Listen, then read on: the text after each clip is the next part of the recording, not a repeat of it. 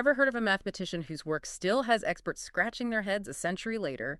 Get ready to dive into the world of Srinivasa Ramanujan, because his story is anything but ordinary. We've got excerpts from Quantum Magazine and his Wikipedia page, so let's unpack this. Ramanujan's life, it really makes you question, like, everything you thought you knew about genius, you know? Mhm. Like, where does brilliance come from? What does it even mean to discover something in mathematics? That's what I found so intriguing. The Quanta article, it doesn't paint him as like some child prodigy with a privileged upbringing, right? This wasn't some fancy school.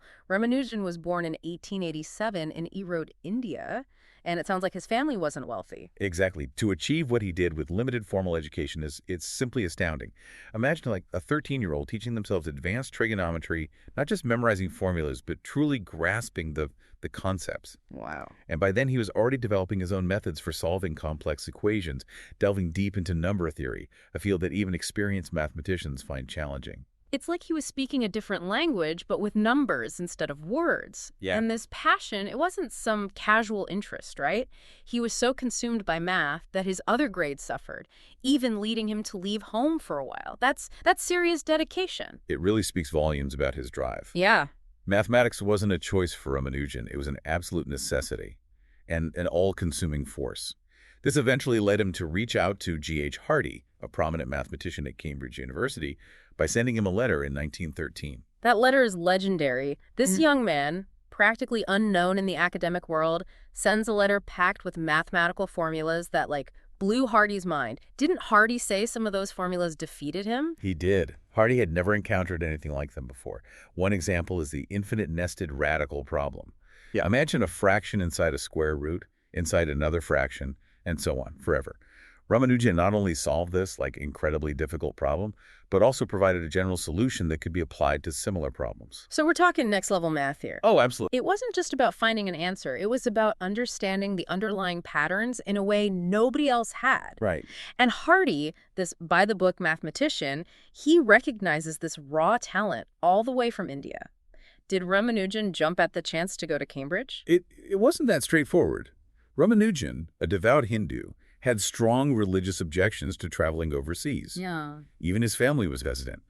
It took considerable persuasion from Hardy and assurances from his family before he finally agreed to make the journey in 1914. And that's how this incredible partnership began. Hardy, the atheist, focused on rigorous proof, and Ramanujan, the believer, guided by intuition and what he called visions from the gods. It's almost hard to imagine two more different minds working together. A true clash of perspectives. But what united them was a shared love for mathematics. This unlikely pairing led to some groundbreaking work, particularly in the field of number theory. Specifically, their work on something called partitions, right? What are partitions and why are they important in mathematics? In the simplest terms, a partition of a whole number is a way of writing it as the sum of smaller positive whole numbers. It's less about the individual sums and more about the different ways you can break down a number. The real question is, how many different partitions are there for any given number? So it's like a puzzle, figuring out all the possible combinations. Yeah. Why is that puzzle so important to mathematicians? It delves into the very nature of numbers and their relationships to each other. Okay. Figuring out how many partitions exist for a large number was incredibly difficult and time-consuming until Ramanujan and Hardy, that is, Okay. they developed this amazing formula, a non-convergent asymptotic series, that gave them a way to calculate this for any number, no matter how large. Wow, they cracked the code Yeah. for understanding partitions in a whole new way. And Yeah. their work had an impact beyond just partitions, didn't it? The article mentioned something called the circle method. That's right. Their work on partitions led to the development of the circle method, a powerful mathematical tool still used today to solve problems in various fields, even finding asymptotic formulas. It's amazing how a concept that seems so abstract can have such wide-ranging applications. It really makes you appreciate the interconnectedness of mathematics. But before we move on to other areas of Ramanujan's work, let's talk about his extraordinary ability to see patterns and connections that others simply missed. Absolutely. Yeah. Ramanujan possessed this almost uncanny intuition for numbers. He could see relationships and formulate complex solutions seemingly out of thin air. The Quanta article has a great story about this. Ramanujan was once with his friend P.C. Mahalanobis, who was struggling with a math puzzle. Oh, It involved houses on a street numbered sequentially, and the challenge was to find a house where the sum of all the house numbers on one side equals the sum of house numbers on the other. okay. You follow? Yeah. And Sounds like a brain teaser. Did he, like, grab a pen and paper to work it out? not at all. He instantly came up with a continued fraction as a solution, and not just for that specific puzzle, but for a whole class of similar problems. Mahalanobis was astounded. To see those connections so effortlessly, it like goggles the mind. It makes you wonder what was going on in his head. But there's one area of his work that really stands out, even amidst all these achievements. The Rogers-Ramanujan identities. They are remarkable. You see, these identities were first developed by a mathematician named L.J. Rogers, but his work didn't get much attention at the time. So Ramanujan independently rediscovered them. He did, yeah. And now they bear both their names. That's quite a legacy. It is. These identities, they reveal these incredibly intricate relationships between infinite sums and products. It's like they unlock a hidden code within the structure of numbers. Their article mentioned that these identities aren't just some mathematical curiosity. They have real-world applications in fields like physics and even computer science. Exactly. Their impact extends to diverse areas like not theory, statistical mechanics, and even prime number detection. It's as if Ramanujan provided a key that's still unlocking new doors in different fields of mathematics today. It's incredible how these seemingly abstract concepts can have such far-reaching implications. But let's shift gears for a moment and talk about Ramanujan's time at Cambridge. The article mentioned that it was tragically cut short. Sadly, yes. In 1917, his health began to deteriorate. Oh, no. He was diagnosed with tuberculosis and also suffered from the severe vitamin deficiency. It got so bad that he even attempted suicide at one point. That's heartbreaking. What happened? Fortunately, Hardy intervened and was able to save him. Sadly, due to his declining health, Ramanujan returned to India in 1919. And even during that final year while battling illness, his mathematical mind was still hard at work. The Lost Notebook comes to mind. Absolutely. Even in his weakened state, he filled notebooks with new theorems and formulas. This Lost Notebook, as it's called, was rediscovered in 1976. What a find. It's like a window into the mind of a genius. Exactly. Yeah. Mathematicians are still deciphering and exploring the ideas contained within its pages even today. Speaking of incredible discoveries, we can't talk about Ramanujan without mentioning the famous Hardy-Ramanujan number, Yeah. 1729. Ah, yes. The smallest number that can be expressed as the sum of two cubes in two different ways. It's a great story, isn't it? It perfectly encapsulates their unique dynamic. Hardy, while visiting Ramanujan in the hospital, remarked that the number of his taxi, 1729, seemed rather dull. Right. Ramanujan instantly replied, "No, it is a very interesting number.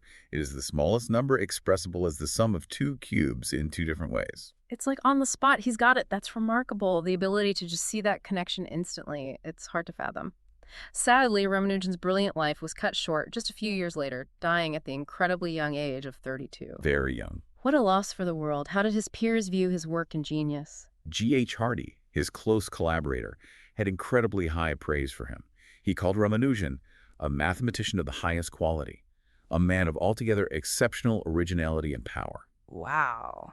He even went as far as to say that his greatest contribution to mathematics was the discovery of Ramanujan. That speaks volumes coming from someone like Hardy. Did other mathematicians share that view? Absolutely. Yeah. Even today, he is revered. Bruce Berndt, who dedicated much of his career to studying Ramanujan's notebooks, compared his genius to Euler and Jacobi, two giants in the world of mathematics. It's clear that Ramanujan's impact continues to resonate deeply within the mathematical community. But what about those of us who aren't mathematicians? Why should we care about Srinivasa Ramanujan? That's a great question. Yeah, it really makes you think, like, how many other Ramanujans are out there just waiting for the right opportunity? It is a question worth pondering, and there's another fascinating aspect to Ramanujan's story. He credited much of his mathematical insight to divine inspiration, to visions from the gods. How do you reconcile that with the rigorous logical world of mathematics? It's a fascinating paradox. It is. How do mathematicians today make sense of that? Well, it's a complex issue with no easy answers. Some see it as a cultural difference, a way of expressing the profound beauty and interconnectedness they perceive within mathematics. Okay. Others interpret it as a testament to the power of intuition and the subconscious mind in the creative process. So it remains a bit of a mystery.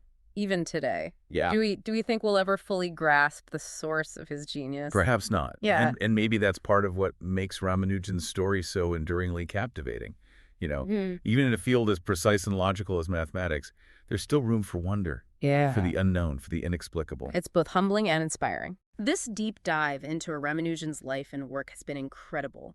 Here's a man who, despite facing incredible odds, managed to reshape our understanding of mathematics in a way that continues to resonate today. And his story is a testament to the power of uh, human curiosity, perseverance, and the extraordinary potential of the human mind.